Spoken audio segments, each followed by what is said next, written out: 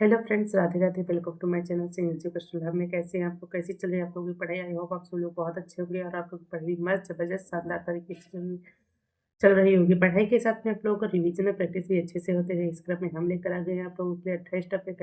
इन 28 topic में हम लोगों ने 4 टॉपिक कवर कर लिए। हमारा 5वां टॉपिक है भारतीय अर्थव्यवस्था। इससे जुड़े हम सारे हम स्किल्स क्वेश्चन करने वाले हैं। अगर आप लोग यहाँ तक आ गए हैं तो क्लास के एंड तक जरूर बने रहिएगा। मैं आशा करती हूँ ये क्लास आप लोगों के लिए बहुत ही इंपॉर्टेंट है, बेनिफिशियल होने वाली है। ठीक है, तो चलिए देर ना करते हैं, चलते हैं पहले प्रश्न में। पहला प्रश्न है हमारा, ऐसी अर्थव्यवस्था जिसमें निजी क्षेत्र और सरकार दोनों शामिल होती हैं उसे निम्नलिखित में से क्या कहते हैं? बताइए क्या कहते हैं। फर्स्ट ऑप्शन है हमारा बाह्य पारगमन अर्थव्यवस्था, बी है संकर अर्थव्यवस्था, सी है विलयित अर्थव्यवस्था, डी है मिश्रित अर्थव्यवस्था। बताइए क्या आंसर है आप लोगों का? तो ये आप लोगों का डी, मिश्रित अर्थव्यवस्था राइट आंसर है। ठीक है, आगे बढ़ते हैं हम लोग।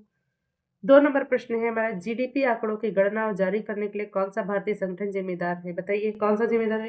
तो फर्स्ट ऑप्शन है वित्त मंत्रालय, बी है राष्ट्रीय सांख्यिकी कार्यालय एनएसओ, सी है भारतीय प्रतिभूति और विनिमय बोर्ड एसीआर एसीआर, और डी नंबर हमारा भारतीय रिजर्व बैंक। बताइए क्या आंसर होगा आप लोगों का।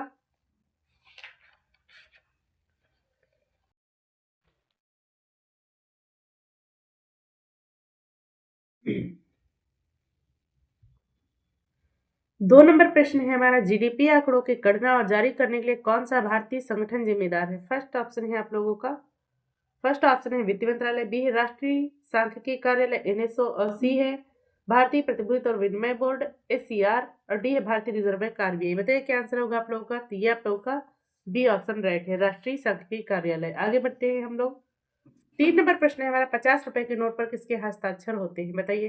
फर्स्ट ऑप्शन है गवर्नर रिजर्व बैंक, बी है प्रधानमंत्री, सी है राष्ट्रपति, डी है वित्त मंत्री। बताइए क्या आंसर होगा आप लोगों का। तो ये आप लोगों का governor reserve bank right answer है। ठीक है, आगे बढ़ते हैं हम लोग।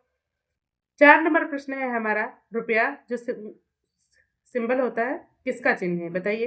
फर्स्ट ऑप्शन है हमारा रूसी रूबल का, बी है इंडोनेशियाई रुपया का, सी है भारतीय रुपया का, डी है उपरोक्त में से कोई नहीं। बताइए क्या आंसर होगा आप लोगों का।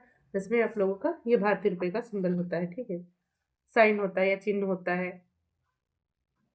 5 नंबर प्रश्न है हमारा, भारतीय रिजर्व बैंक की स्थापना कब हुई थी? फर्स्ट ऑप्शन है 1930, बी है 1935, सी है 1940, डी है 1945। बताइए कब हुई थी। तो ये हम लोगों का 1935 में भारतीय रिजर्व बैंक की स्थापना हुई थी। ठीक है, आगे बढ़ते हैं हम लोग। 6 नंबर प्रश्न है हमारा, योग क्षेमम वाहमहम का आदर्श वाक्य है, मतलब किसका आदर्श वाक्य है? बताइए। फर्स्ट ऑप्शन है भारतीय स्टेट बैंक एसबीआई, बी है भारतीय जीवन बीमा निगम, सी है लोकसभा, डी है प्रधानमंत्री कार्यालय। बताइए किसका है। तो ये आप लोगों का भारतीय जीवन बीमा निगम का राइट आंसर है। ठीक है, आगे बढ़ते हैं हम लोग। 7 नंबर प्रश्न है हमारा, भारतीय रिजर्व बैंक द्वारा नवंबर 2018 में नगद आरक्षित अनुपात प्रतिशत क्या था? बताइए। फर्स्ट ऑप्शन है 5, बी है 6, सी है 4, डी है 7। बताइए क्या आंसर होगा आप लोगों का। तो इसमें आप लोगों का 4 राइट आंसर है। ठीक है, आगे बढ़ते हैं हम लोग। 8 नंबर प्रश्न है हमारा, पहले भारतीय राज्य का नाम बताइए जहां हर घर के कम से कम एक सदस्य के पास बैंक खाता है। बताइए क्या आंसर है। फर्स्ट ऑप्शन है महाराष्ट्र, बी है हरियाणा, सी है हिमाचल प्रदेश, डी है केरल। बताइए क्या आंसर होगा आप लोगों का। तो इसमें आप लोगों का केरल राइट आंसर होगा। ठीक है, आगे बढ़ते हैं हम लोग।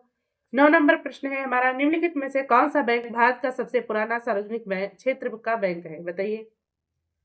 मैं फिर से रिपीट कर देती हूँ, निम्नलिखित में से कौन सा बैंक भारत का सबसे पुराना सार्वजनिक क्षेत्र का बैंक है? फर्स्ट ऑप्शन है बैंक ऑफ इंडिया, बी है bank of Baroda, C Allahabad bank, D है यूको यूको बैंक। बताइए। तो ये आप लोगों का इलाहाबाद बैंक राइट आंसर है। ठीक है, आगे बढ़ते हैं हम लोग।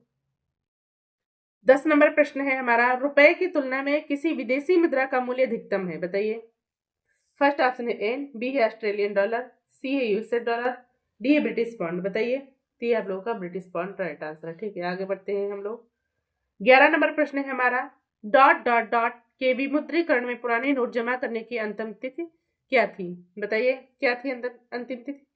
फर्स्ट ऑप्शन है 31 दिसंबर, बी है 15 अक्टूबर, सी है 20 नवंबर, डी है 30 दिसंबर। बताइए क्या आंसर होगा आप लोगों का। तो ये आप लोगों का 30 दिसंबर राइट आंसर है। ठीक है, आगे बढ़ते हैं हम लोग।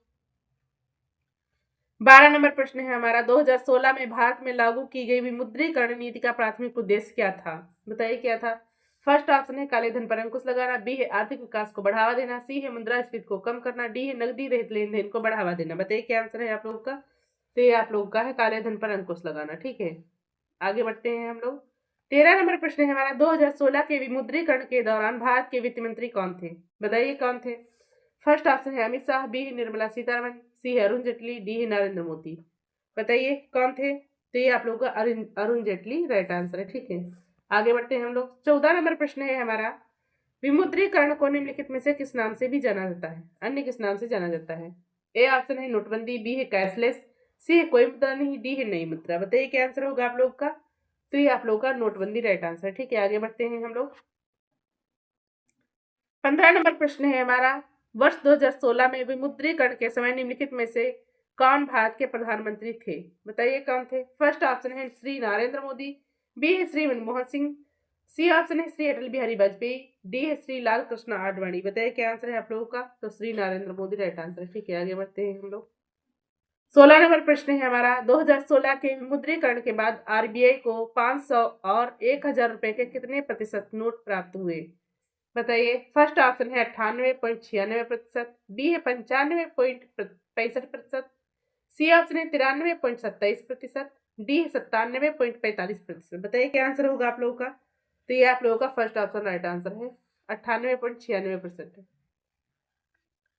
17 नंबर प्रश्न है हमारा, एनपीए का पूर्ण रूप क्या है? एनपीए का पूर्ण रूप क्या है? फर्स्ट ऑप्शन है गैर सार्वजनिक संपत्तियां, बी है गैर निष्पादित संपत्तियां, सी है गैर पैकेज कार्रवाई, डी है गैर निष्पादित कार्रवाई। बताइए क्या आंसर होगा आप लोगों का? तो इसमें आप लोगों का बी ऑप्शन राइट आंसर है, गैर निष्पादित संपत्तियां। ठीक है, आगे बढ़ते हैं हम लोग। 18 नंबर प्रश्न है हमारा, एमपीसी का पूर्ण रूप क्या है? एमपीसी का पूर्ण रूप क्या है? फर्स्ट ऑप्शन है मुद्रा नीति समिति, बी है मूल्य निर्धारण समिति, सी है मौद्रिक मूल्य समिति, डी है मौद्रिक नीति समिति। बताइए क्या आंसर होगा आप लोगों का? तो इसमें आप लोगों का डी ऑप्शन राइट है, मौद्रिक नीति समिति। ठीक है, आगे बढ़ते हैं हम लोग।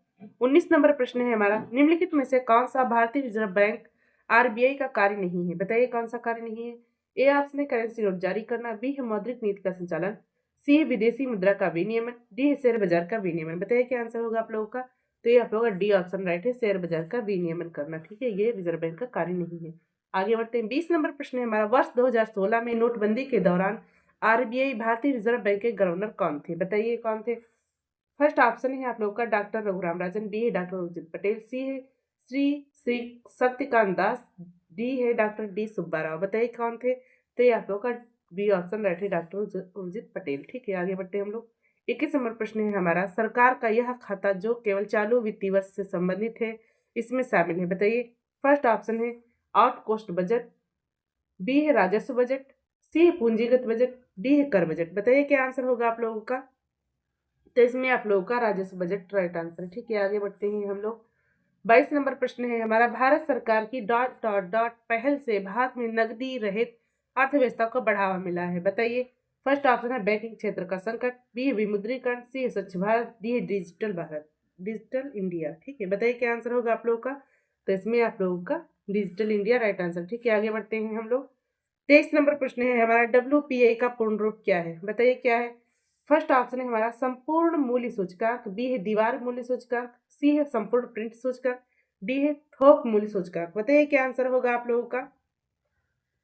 तो डी ऑप्शन राइट है आप लोगों का, थोक मूल्य सूचकांक। ठीक है, आगे बढ़ते हैं हम लोग। 24 नंबर प्रश्न है हमारा, दादरी चुनार चुर्क डल्ला इन सभी में से किसके कारखाने हैं? बताइए। फर्स्ट ऑप्शन है सीमेंट, बी सी ऑप्शन है कागज, डी है चीनी, डी है रबड़। ये थोड़ा ऊपर नीचे हो गया है, ये देख लीजिएगा इसमें। ठीक है, तो इसमें हमारा सीमेंट राइट ऑप्शन है। ठीक है, इसमें सिर्फ ऊपर नीचे है, बाकी ऑप्शन राइट है। ठीक है, आगे बढ़ते हैं हम लोग। 25 नंबर प्रश्न है हमारा, निम्नलिखित में से कौन सा यह से थोक मुद्रास्फीति के उपसामुच्चय? बताइए। फर्स्ट ऑप्शन है हमारा केवल चलती मुद्रास्फीति, बी है आवास और खाद्य दोनों मुद्रास्फीति, सी है केवल आवास मुद्रास्फीति, डी है केवल खाद्य मुद्रास्फीति। बताइए क्या आंसर होगा आप लोगों का? तो इसमें आप लोगों का बी ऑप्शन राइट आंसर है, आवास और खाद्य दोनों मुद्रास्फीति राइट आंसर। ठीक है, आगे बढ़ते हैं हम लोग। 26 नंबर प्रश्न है हमारा, अर्थव्यवस्था की दृष्टि से आईटीसी का पूर्ण रूप क्या है? बताइए क्या है? फर्स्ट ऑप्शन है आंतरिक कर और वाणिज्य, बी है इनपुट टैक्स क्रेडिट, सी है इनपुट टेरर क्रेडिट, डी है आंतरिक व्यापार वाणिज्य। बताइए क्या आंसर होगा आप लोगों का? तो इसमें आप लोगों का input tax credit right answer है। ठीक है, आगे बढ़ते हैं हम लोग। 27 नंबर प्रश्न है हमारा, भारत में बैंकों का बैंक किस बैंक को कहा जाता है? फर्स्ट ऑप्शन है बैंक ऑफ इंडिया, बी है सेंट्रल बैंक ऑफ इंडिया, सी है स्टेट बैंक ऑफ इंडिया और डी है भारतीय रिजर्व बैंक। बताइए क्या आंसर होगा? तो इसमें आप लोगों का डी, भारतीय रिजर्व बैंक ऑफ इंडिया बैंकों का बैंक है। ठीक है, आगे बढ़ते हैं हम लोग। वह धन है जो वैध साधनों से अर्जित अर्जित किया जाता है और जिसका लेखा जोखा रखा जाता है, जिस पर आय कर या अन्य कर चुकाया जाता है, उसे क्या कहते हैं बताइए। फर्स्ट ऑप्शन है हमारा नई मुद्रा, बी है सफेद धन, सी है पुराना मुद्रा और डी है काला धन। बताइए क्या आंसर होगा आप लोगों का। तो ये आप लोगों का काला धन राइट आंसर है। ठीक है, काला धन राइट आंसर है। आगे बढ़ते हैं हम लोग। 29 नंबर प्रश्न हमारा स्क्रीन पे। निवेश जानकारी और क्रेडिट रेटिंग एजेंसी आईसीआरए का मुख्यालय कहाँ है बताइए कहाँ है। फर्स्ट ऑप्शन है मुंबई, बी है बेंगलुरु, सी है गुरुग्राम, डी है चेन्नई। बताइए क्या आंसर होगा आप लोगों का। तो इसमें आप लोगों का मुंबई राइट आंसर है। ठीक है, आगे बढ़ते हैं हम लोग। 30 नंबर प्रश्न है हमारा। निजी और संवेदनशील जानकारी जैसे कि क्रेडिट कार्ड नंबर, व्यक्तिगत पहचान और खाता उपयोगकर्ता नाम और पासवर्ड प्राप्त करने का धोखाधड़ी वाला क्या कहलाता है। धोखाधड़ी वाला कार्य क्या कहलाता है बताइए। फर्स्ट ऑप्शन है हमारा मेलवेयर, बी है ट्रोजन, सी है हैकिंग, डी है फिशिंग। क्या कहलाता है, ये आपका फिशिंग कहलाता है। ठीक है, फिशिंग कहलाता है। आगे बढ़ते हैं हम लोग। 31 नंबर प्रश्न है हमारा। नेशनल स्टॉक एक्सचेंज का मुख्यालय कहाँ स्थित है बताइए। फर्स्ट ऑप्शन है चेन्नई, बी है दिल्ली, सी है मुंबई, डी है बेंगलोर। बताइए कहाँ है। तो ये आप लोग का मुंबई में है मुख्यालय। ठीक है, आगे बढ़ते हैं हम लोग। 32 नंबर प्रश्न है हमारा। S&P BSE इंडेक्स या सेंसिटिव इंडेक्स जिस पर आधारित है उस बास्केट में डॉट डॉट डॉट कितना स्टॉक है। फर्स्ट ऑप्शन है 20, बी ऑप्शन है 30, सी है 40, डी है 50। बताइए कितना है, कितना स्टॉक है। तो इसमें आप लोगों का 30 राइट आंसर। ठीक है, आगे बढ़ते हैं हम लोग। 34 नंबर प्रश्न है हमारा। 34 नंबर प्रश्न है हमारा। संस्थानों ग्रामीण आवास निधि को वर्ष डॉट डॉट डॉट स्थापित किया गया था ताकि प्राथमिक ऋण संस्थानों को प्रतिस्पर्धी दरों पर ग्रामीण क्षेत्रों में लक्षित समूहों को आवास वित्त प्रदान करने के लिए धन उपलब्ध कराने में सक्षम बनाया जा सके। बताइए कौन सा वर्ष था वो। फर्स्ट ऑप्शन है 2008 से 2009, बी ऑप्शन है 2014 से 2045, सी ऑप्शन 2016 से 17, डी ऑप्शन है 2003 से 4। तो इसमें आप लोगों का ए ऑप्शन राइट आंसर है, 2008 से 2009। ठीक है, 34 नंबर प्रश्न है हमारा। प्राचीन या छिपी बेरोजगारी का परिणाम क्या होता है। फर्स्ट ऑप्शन है लेन देन की लागत में वृद्धि, बी है बाजार में लेन देन की कम क्षमता, सी है कुल उत्पादन में गिरावट, डी है अनुत्पादक कर्मचारियों की संख्या में वृद्धि। बताइए क्या आंसर होगा आप लोगों का। तो इसमें आप लोगों का डी ऑप्शन राइट आंसर है, अनुत्पादक कर्मचारियों की संख्या में वृद्धि। ठीक है, आगे बढ़ते हैं हम लोग। 35 नंबर प्रश्न है हमारा। भारत में प्रत्यक्ष विदेशी निवेश एफडीआई के माध्यम से निजी क्षेत्र के निवेश की अनुमति किस में है बताइए। फर्स्ट ऑप्शन है परमाणु ऊर्जा, बी है रेलवे परिचालन, सी है नागरिक उड्डयन, डी है ऑनलाइन लॉटरी व्यापार। बताइए क्या आंसर है आप लोगों का। तो नागरिक उड्डयन राइट आंसर है आप लोगों का। ठीक है, आगे बढ़ते हैं हम लोग। 36 नंबर प्रश्न है हमारा। भारत में जीएसटी के दोहरे मॉडल को किस देश से चुना है बताइए।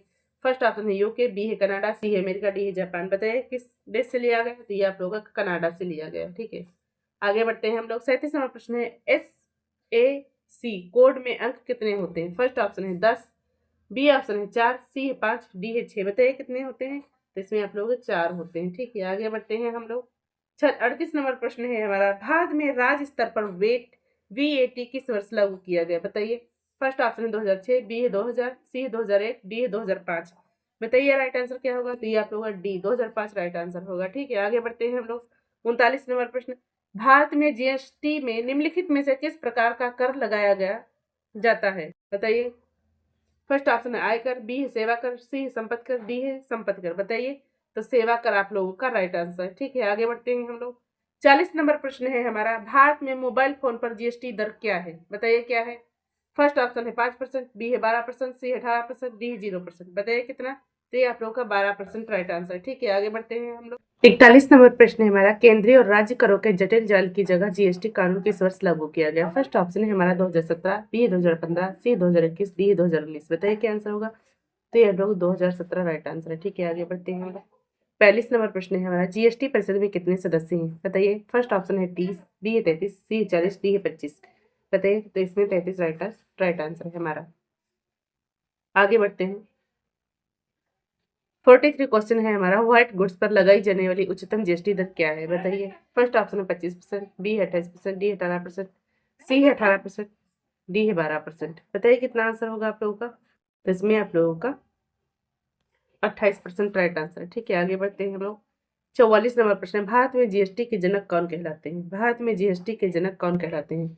फर्स्ट ऑप्शन है एच डी देवेगौड़ा, बी है अटल बिहारी वाजपेयी, सी है मनमोहन सिंह, डी है नरेंद्र मोदी। बताइए क्या आंसर होगा आप लोगों का। तो इसमें आप लोगों का अटल बिहारी वाजपेयी राइट आंसर। ठीक है, आगे बढ़ते हैं हम लोग। 45 नंबर प्रश्न है हमारा, निम्न में से किसके लिए फर्रुखाबाद जाना जाता है? फर्स्ट ऑप्शन है कालीन उद्योग, बी है छपाई फार्मा उद्योग, सी है इत्र निर्माण उद्योग, डी है कांच उद्योग। बताइए क्या आंसर होगा? तो इसमें आप लोग छपाई फार्मा उद्योग राइट आंसर होगा। ठीक है। 46 नंबर प्रश्न है हमारा, IGST में टी का क्या अर्थ है? फर्स्ट ऑप्शन है एकीकृत, बी है आंतरिक, सी है महत्वपूर्ण, डी है अंतराल। क्या आंसर होगा आप लोगों का? इसमें आप लोगों का एकीकृत राइट आंसर होगा। आगे बढ़ते हैं। 47 नंबर प्रश्न है हमारा, निम्नलिखित में से कौन सा जीएसटी का प्रकार नहीं है? फर्स्ट ऑप्शन है SGST, बी ऑप्शन है QGST, सी ऑप्शन है CGST और डी ऑप्शन है IGST। ये अब थोड़ा ऑप्शन ऊपर नीचे हो गए हैं, देख लीजिएगा, लेकिन जो भी लिखा वो राइट लिखा हुआ है। ठीक है, तो इसमें आप लोगों का बी ऑप्शन यानी कि QGST राइट आंसर है। ये सिर्फ ऊपर नीचे होगा टाइपिंग एरर की वजह से, और कुछ नहीं। आगे बढ़ते हैं हम 48 नंबर प्रश्न, निम्नलिखित में से कौन सा कर भारत की केंद्र सरकार द्वारा नहीं लगाया जाता है? बताइए कौन सा कर नहीं लगाया जाता? फर्स्ट ऑप्शन है निगम कर, बी है राज्य उत्पाद शुल्क, सी है आयकर, डी है वस्तु एवं सेवा कर GST। बताइए क्या आंसर होगा आप लोगों का? तो इसमें आप लोगों का राज्य उत्पाद शुल्क राइट आंसर है। ठीक है। 49 नंबर प्रश्न है हमारा, उत्तर प्रदेश में सॉफ्टवेयर तथा बिजनेस प्रोसेस आउटसोर्सिंग उद्योग का सबसे बड़ा केंद्र कहाँ स्थित है? बताइए। फर्स्ट ऑप्शन है आप लोगों का मेरठ, बी है कानपुर और सी है नोएडा और डी है वाराणसी। ये यहाँ पे सी की जगह ई हो गया है। बताइए क्या आंसर होगा आप लोगों का?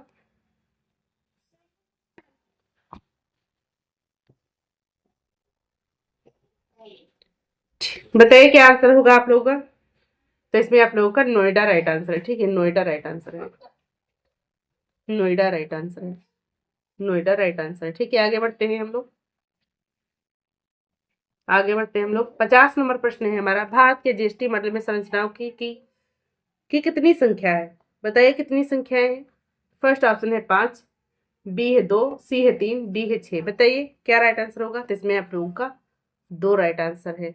ये रहे आप लोगों के टॉप 50 क्वेश्चन, जो कि बहुत इंपॉर्टेंट है। अगर आप लोगों को क्लास अच्छी लगे तो लाइक शेयर सब्सक्राइब करना ना भूलें, ताकि मेरी आने वाली हर क्लास का नोटिफिकेशन आप तक सबसे पहले पहुंच सके। बहुत ही शोर था, उसी के चलते मेरी तबीयत भी खराब है, लेकिन इसके चलते मैंने क्लास को रिकॉर्ड कर लिया है। आप लोग इसे बहुत ढेर सारा प्यार दीजिए एंड प्यारे प्यारे कमेंट भी कीजिए। धन्यवाद।